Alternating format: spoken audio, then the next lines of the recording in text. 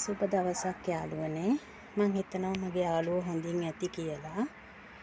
මං අද යාළුවනේ ඔයාලට පෙන්නනවා මං සේවය කරන්නේ සයිප්‍රස් රටේ. සයිප්‍රස් රටට ආවෙනික නොවන නමුත් හොඳින් හැදුණු පළතුරු වර්ගයක් ගැන. ඔයාලට පේනවද මේ මල?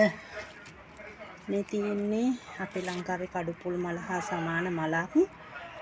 මේ මල ටිකක් ලොකු වුණාම මෙන්න මේ විදිහට පළතුරු ගෙඩියකුත් එක්ක පේනවද ඔයාලට? මේ පළතුරු ගෙඩියක් එක්ක තමයි එන්නේ. ඒ පළතුරු ගෙඩිය මල පර වුණාට පස්සේ මෙන්න මේ විදිහට තමයි තියෙන්නේ. මේ තියෙන්නේ පළතුරු. ඔය ඉදිච්ච පළතුරු තමයි ඔයාලට පේන්නේ උඩට වෙන්න තියෙන ඉදිච්ච පළතුරු. මේකට කියන්නේ ඩ්‍රැගන් ෆෘට්. නමුත් මේක සයිප්‍රස් රටේ පළතුරක් නෙවෙයි.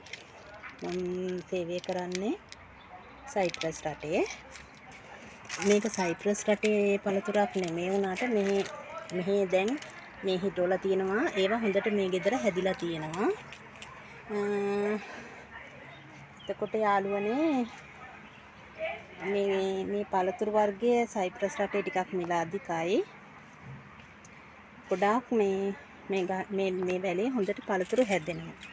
මම ඔයාලට තව මේ සයිප්‍රස් රටට ආවේනික වෙච්ච පළතුරු වර්ග, මල් වර්ග, වැල් වර්ග, ගස් වර්ග ඒ සියලු දේම දාන්නම් වීඩියෝ කරලා.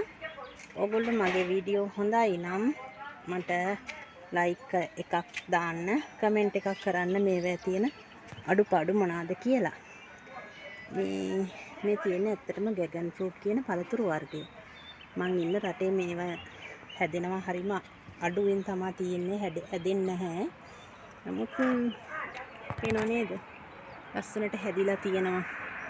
හරිම ලස්සනයි. ඕගොල්ලෝ මේ කැමති නම් මේ රටේ තව පළතුරු වර්ග තියෙනවා. ඒවා ගැනත් මම ඔයාලට වීඩියෝ එකක් දාන්නම්. ගොඩක් ස්තුතියි.